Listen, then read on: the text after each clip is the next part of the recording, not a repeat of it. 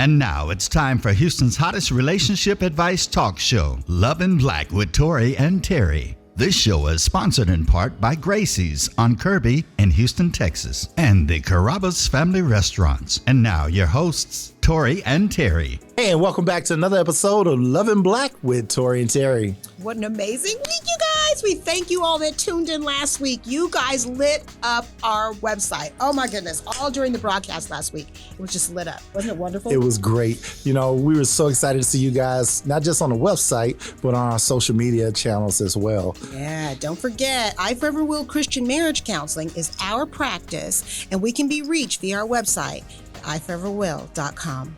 And if you want to catch any of our past shows, be a guest, advertise, or a show sponsor, all you have to do is go to our media website at loveandblack.com. Just hit us up.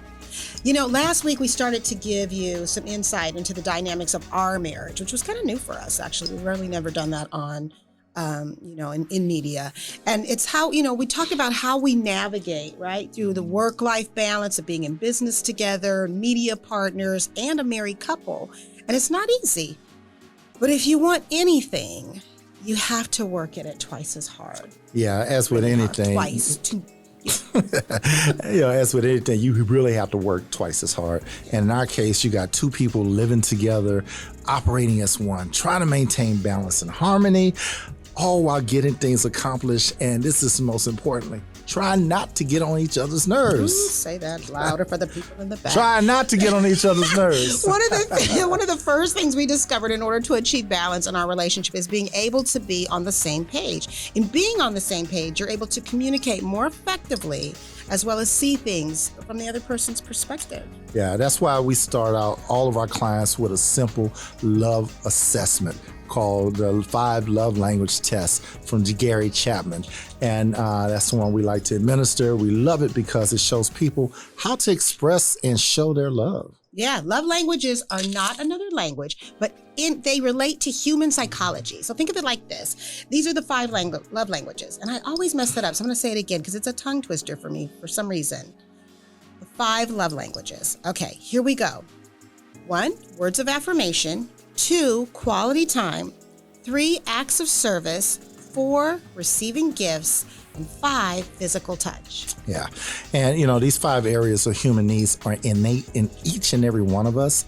It's so funny how people we counsel, they have never heard of the 5 love languages. And when we start to talk about their relationship, the dynamics of their relationship, they actually start to illustrate them, by saying, like the boyfriend or the husband, for instance, he might say that his significant other doesn't show him an appreciation. This is a definite sign that he's lacking words of affirmation, or he needs to hear these types of affirmations to affirm him or give him just a feeling of self-worth. Yeah, and on the other hand, I can remember distinctly, you guys, I would buy gifts for my husband, and he would seem so unappreciative. And it was because receiving gifts is my love language, not his. So I was trying to love him from my love language instead of loving him from his. Yeah, and I really like and I really appreciate the gifts, baby. Okay, that part, say that part. But I really like to give gifts, but I really like receiving gifts, but I would rather give gifts. So when I receive something from her, I would thank her, but not in a way that she felt grateful enough or even wanted to be thanked, And the insane part of it all is that neither of us realized how we were not meeting the mark in communicating with each other, even from this psychological standpoint. Yeah, that's true. We're going to take a short break, but when we return, we're going to talk about how you can effectively communicate with your partner in their own love language. We're going to try to hit the mark this time and really help break that down for you, okay? All right. Let's do that, baby. All right. Don't go away. We'll be right back. I'm so tired of your narcissistic personality. I'm tired of you not validating my feelings. What? What about when you cheated on me with my best friend? Mother. Whoa, does this sound like you? Need help in resolving the most simplest of issues? I Forever Will Marriage Counseling has helped many couples overcome these challenges and many others. Contact us today at iforeverwill.com or call us at 346-349 6441. And now, back to Houston's hottest relationship advice talk show, Love in Black with Tory and Teri. This episode of Love in Black with Tory and Teri is brought to you by Gracie's Restaurant on Kirby Drive and the Carrabba's family of restaurants. If you would like to be a guest, sponsor, or advertise, contact us at info@loveandblackwithtoriandterry.com. Hey, and we're back. Hey, we're still discussing communications, this time under the context of love languages. Let me ask you this. Have you ever been like really into someone and you had so much in common and you just knew you guys were soulmates, but the relationship often led to frequent miscommunication, disagreements and everything, and you just never felt like you guys, like your needs were going to be met, right? So it may be because the two of you didn't know each other's love languages. Could be. One of the important factors to consider when looking at each other's love language is what makes that person feel loved. Will not make another person feel loved. You've got two different people here. Therefore, we have to discover and talk to each other's love languages, not our own, as my wife was doing when she was buying me the gifts. Exactly. So what do we do when our communication is so off that we can't or won't apply the love languages to our relationship? What do we do, honey? I don't know. It's very important to consider counseling when you get to that point in your relationship. Because if you're trying to still do the same things over and over again, which is what we call insane, you're trying to self-medicate and it's not helping. So consult with experts. Go to counseling. And even though you're aware that you and your mate have these love languages, that doesn't mean that you know how to introduce them intentionally to each other to get the results that you desire. Yeah. I'll tell you what, look, let's do this. Let's say we take a quick snapshot. We'll give you a quick snapshot of the languages and the tips on how to utilize them in your daily interactions. And that way you can sow love into your partner's emotions as it relates to your connection and your intimacy. Affects that too, don't think it does. Yeah. So let's start with words of affirmation. You may consider this as a means to show your partners your appreciation or simply validate them. For instance, my wife used to place these little color-coded sticky pads on our kids' mirrors in the bathroom and on their door. Sure did. And so as soon as they woke up in the morning, they would see these things, and it was definitely because we still had two at home, one going to college and one in high school. And they both needed words of affirmation. That was their love language. Especially on days when they had a test and, they were kind of biting their nails over that, like, oh, it's tomorrow. You feel that angst. Yeah. So this would definitely brighten their day. And even for me, when I would leave to go on business trips, my wife used to always, and actually I look forward to it. So a couple times when she didn't do it, I was like, hey, did you forget something? But I'm like, I do it. I'm the one who does it. You don't get to decide. But anyway, I would start unpacking my bag when I got to the hotel. And, in the midst of everything, I would see a little, she would have these little notes in envelopes and every day of the week he was going to be nice smelling perfume and everything, and had her little lipstick imprint on it. And it would letter for each day. And each day I woke up in the morning, I did my meditation and all, and that was part of my meditation, reading her affirmations for me for that day. And I really, really look forward to it all, each time I traveled. And like she just said, it was up to her to do it when she wanted to. But basically, I would look forward. It was something for me to look forward to. So the only thing I can say is I'm glad she was never mad at me when I left for the airport. I didn't even need a gun or something like that stuck in my bag. Lord.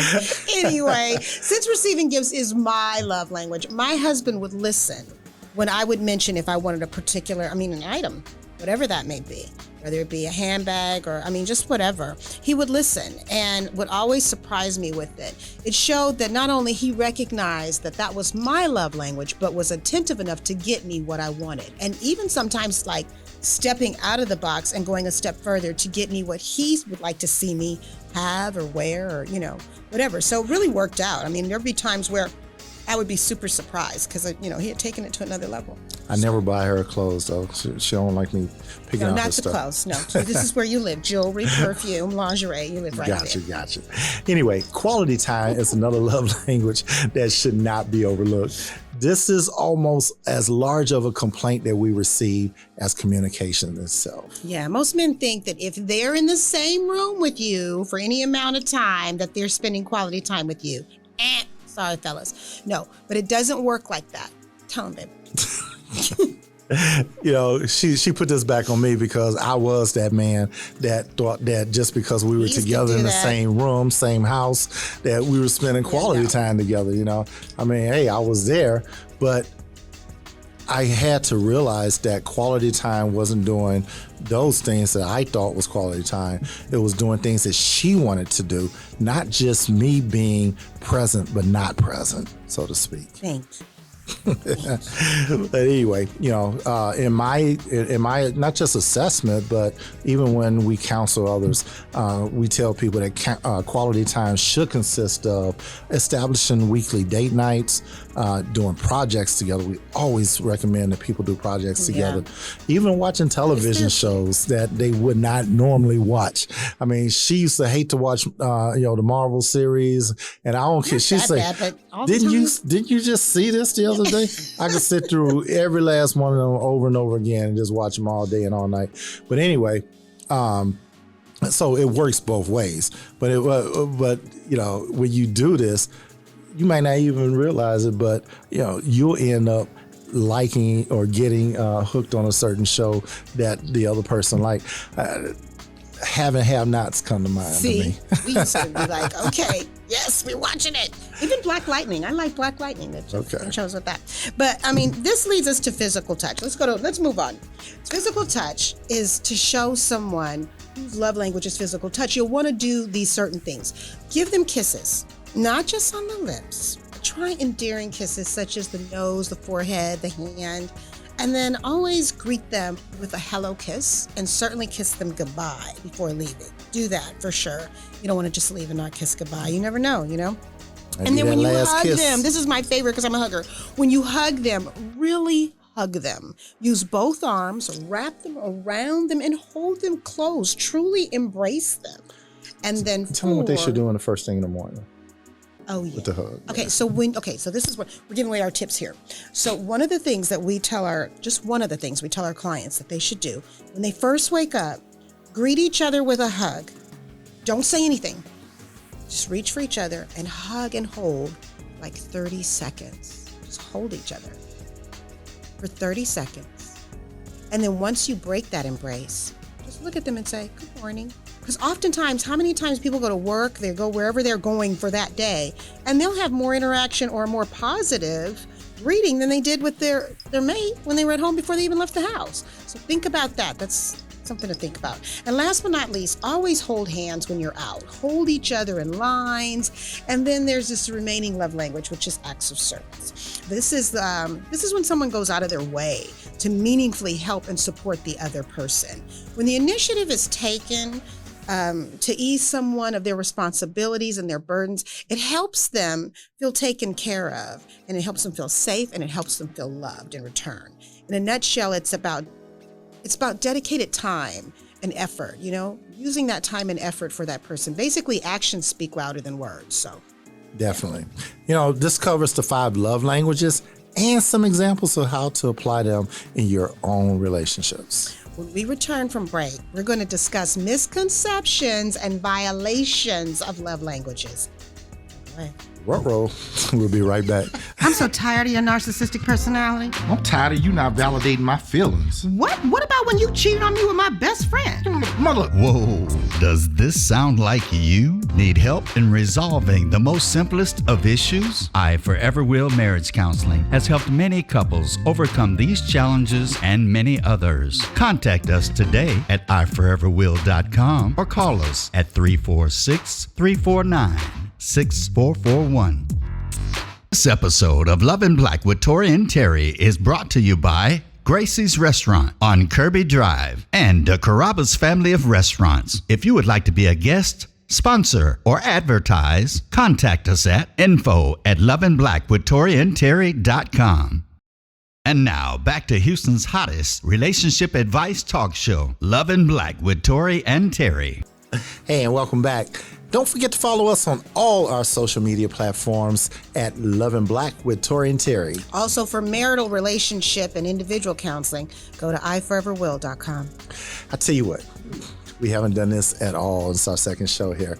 Since we're talking about the 5 love languages, how about this? What? How about the first 5 people that go to iforeverwill.com and fill in the contact us form and type in I love Lovin' Black? I love it. We're going to give away some Gracie's gift certificates. Okay, that's the move. That's good. That's the I move. love it. I love it. And as you guys heard from our announcements, Gracie's is one of our sponsors. We love Gracie's for sure. Love Gracie's. Yes.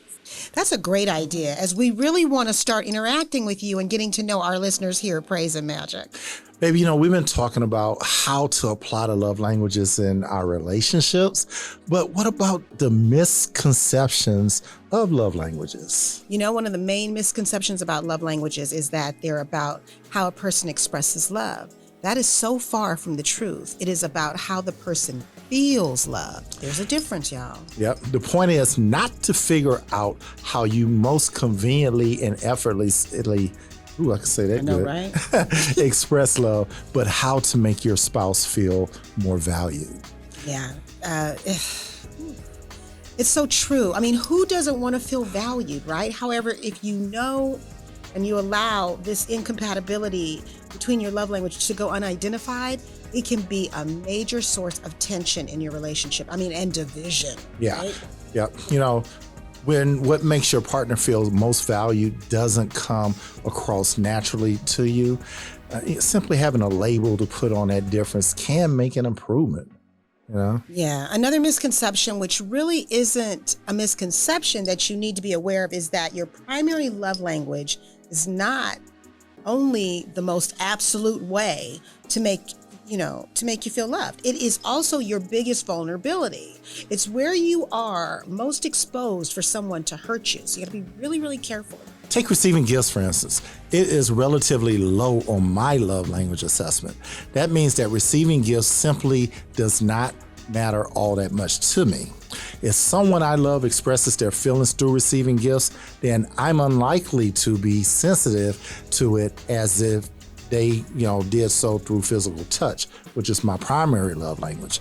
But on the flip side, it's difficult to make me uncomfortable through receiving gifts, if that makes any sense. If someone I don't know showers me with gifts, it's not especially unpleasant for me. It isn't something that I'm not going to be circling around thinking about all day long and marinating in the uneasiness of it. But, it's just something that, something I deal with.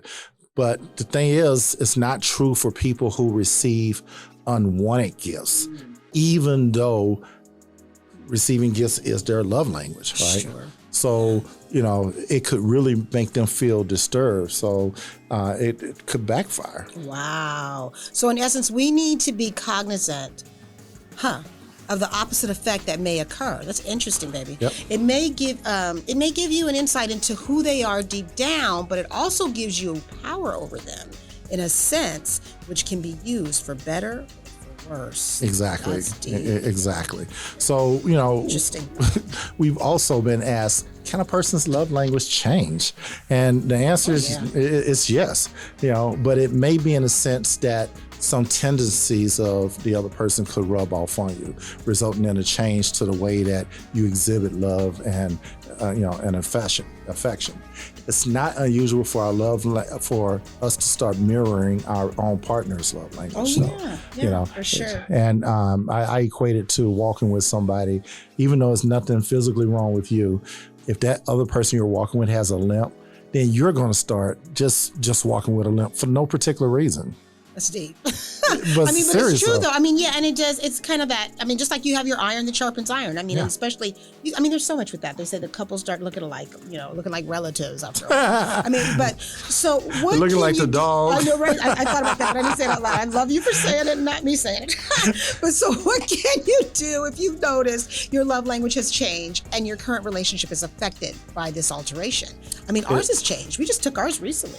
Ours has changed. It all goes back to having a strong line of communication. One thing I would suggest to do is what my wife just mentioned here. We just recently retaken our love language assessment, and they changed. Oh my God, it changed so much. They ain't changed a lot, but It changed to me because I know that I still have gifts, but I mean, we have the same ones. yeah. So I think words of affirmation used to be my top one, and now it's physical touch. Yeah. Kind of like they switch. Yeah, they switch around. Yeah. So. Yeah, I would also suggest listening and observing so that you're tuned into what their love language might be at a given moment. That's huge, at a given moment. This goes back to what we teach about emotional attunement and having a marital mindset in your relationship. Yeah. You want to have that mindset. Yeah. I would also look at it like this. If you grow and change, your love language will grow and change as well. Absolutely. Yes. Also, as your relationship matures and revolves, your love language will as well. Yeah. So let's close out here by telling our audience how to cope with differing love languages.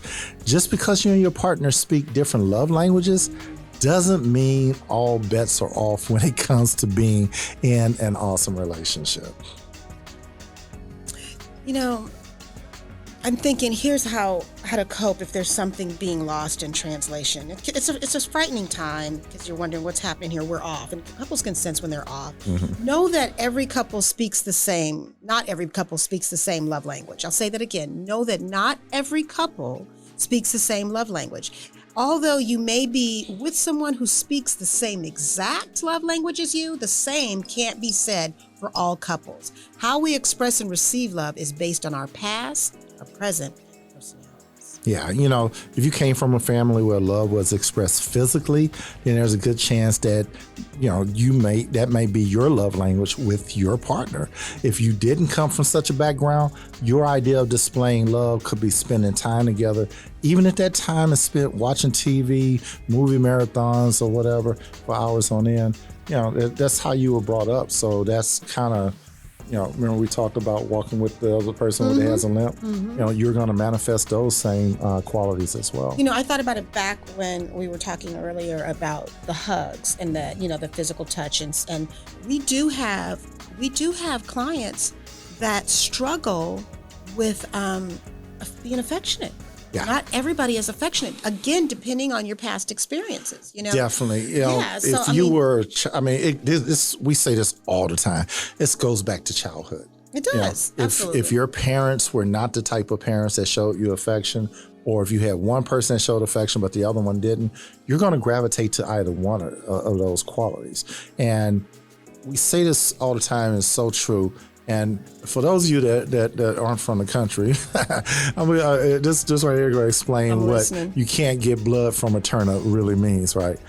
If it's not in you to give because it was never taught to you or you never learned it, you can't pull it out of you. You can't draw it out of you. Things can be learned, but the thing you have to learn is if you were never taught to be affectionate and loving toward others, when you become an adult, it just doesn't automatically come to you. Yeah, it doesn't just come overnight. Yeah, and you know what, also too, this is good because you guys, I want you to express it.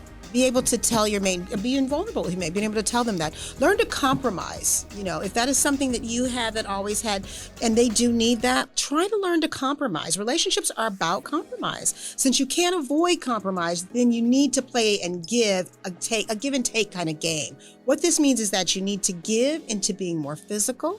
If that's how your partner communicates their love, while they need to be more willing to perform acts of service, if that's your love language. Remember, if you don't learn to speak your partner's language, they won't feel loved and nurtured, and vice versa. So yeah, compromise is the key here. You gotta learn to compromise, guys. Yeah, you also have to communicate what you need to feel loved.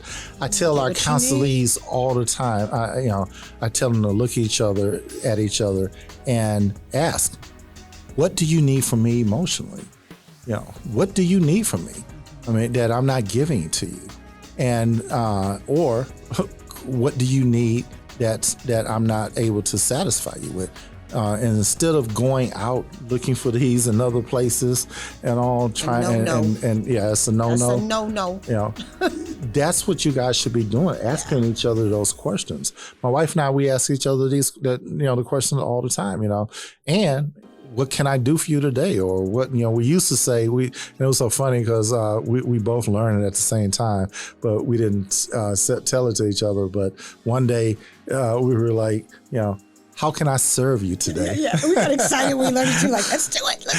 Exactly. Yeah, you don't have to speak the same love language to have a successful relationship. There are so many components to relationship, and love language is just one of them, which is promising for those who don't speak the same love language. But while it's great to hear and all, we still need to go back to the compromising factor of how to cope when you and your partner speak different love languages. You may need to speak the same language to have a great and healthy relationship, but you do need to be willing to give a little on your end. So even if you don't speak the same love language, be willing to give a little on your end just as much as they need to be giving a little on their end just as well. Yeah, and accept that love languages may not change.